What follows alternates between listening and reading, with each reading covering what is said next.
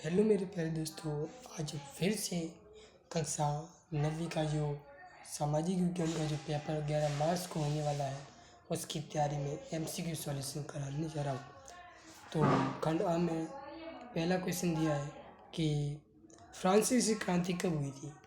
तो हमारा सही उत्तर है सन 1789 में, 14 जुलाई सन 1789 में फ्रांसीसी क्रांति हुई।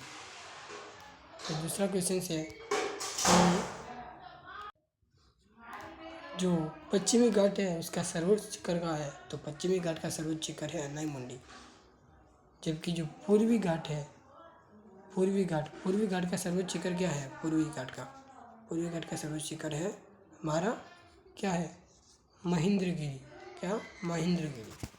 ठीक है। और जो डोडा बेटा है वो अनाईमुंडी के पास ही है, थोड़ा सा छोटा है। और कंचनजंगा जो कि भारत का सबसे बड़ा पर्वत है और दुनिया का तीसरा बड़ा पर्वत है। ठीक है। अब चलते हैं आगे। फिर हमारा आगे क्वेश्चन है कि जो नर्मदा नदी पर उद्गम कहाँ होता है। तो अमरकंटक, जो मध्य प्रदेश की जो अमरकंटक पहाड़ियाँ है वहाँ से नर्मदा नदी का उद्गम होता है, मतलब वहाँ से निकलती है। ठीक है। आगे चलते हैं। हमारा क्वेश्चन नंबर है चौथा, जिसमें पूछा है कि निम्नलिखित में से कौन सी लवणीय जल वाली झील है। तो सांबर झील कहाँ पर है, जयपुर में। ठीक है। सांबर झील जयपुर में। एक है चिल्का जो कि उड़ीसा में है और वो भारत की सबसे बड़ी लवणीय झील है। और भारत की दूसरी बड़ी झील है लवणीय जयपुर की सांबर झील। और वुलर झील है जो कि है हमारे जम्मू कश्मीर में। ठीक है। आगे चलते हैं और क्वेश्चन नंबर है 5वां, जिसमें हमें कहा है कि भारत का सर्वाधिक जनसंख्या वाला राज्य कौन सा है। महाराष्ट्र, केरल, पश्चिमी बंगाल या बिहार सबसे ज़्यादा जनसंख्या वाला राज्य है।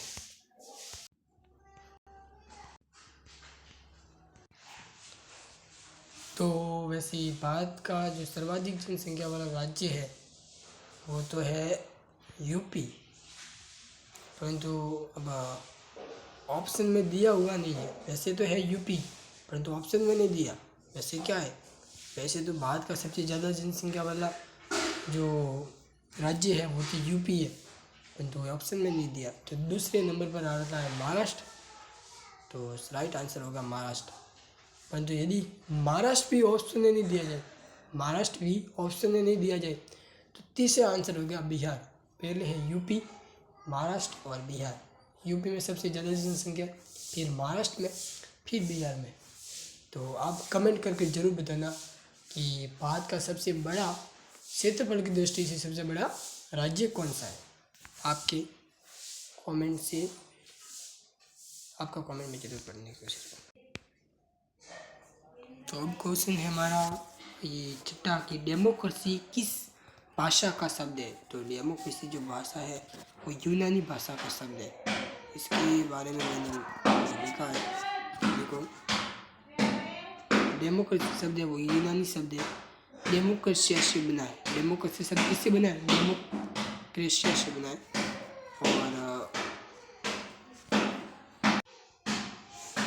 और यूनानी में डेमोस का अर्थ होता है लोग। क्या होता है, लोग। क्रेशिया का अर्थ होता है शासन। डेमोक्रेशिया होता है तो लोग, शासन, लोगों का शासन। डेमोक्रेसी का अर्थ है लोगों का शासन, लोकतंत्र भी कह सकते हैं।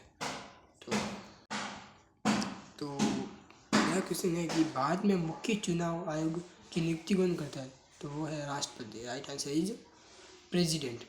प्रेसिडेंट। ठीक है। तो अगले क्वेश्चन पे चलते हैं कि औपचारिक रूप से देश का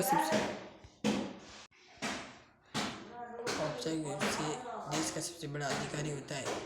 जो औपचारिक रूप से जो देश का सबसे बड़ा जो अधिकारी होता है वो हमारा प्रेसिडेंट होता है, राष्ट्रपति जो होता है उसकी जो गाड़ी होती है ना उसमें नंबर प्लेट भी नहीं लगी होती। ठीक है। और राष्ट्रपति को जेल भी नहीं होती। राष्ट्रपति के लिए बहुत अधिकार है। ठीक है ना, संविधान में बहुत अधिकार दिए थे। और फिर हमारा जो नवा क्वेश्चन है कि कौशल एवं उसमें निहित उत्पादन के ज्ञान का स्टॉक है, वह है मानव पूंजी। क्या है? मानव पूंजी। पूंजी वैसे क्या होता है? तो पूंजी वैसे हम पैसे को ही पूंजी कहते हैं, परंतु पूंजी का अर्थ व्यापार के लिए किया जाता है। जब पैसे होते हैं वो किसी व्यापार में लगा देते हैं तो उसे हम पूंजी कहते हैं। क्या कहते हैं? पूंजी। ठीक है। फिर हमारे ये जो क्वेश्चन है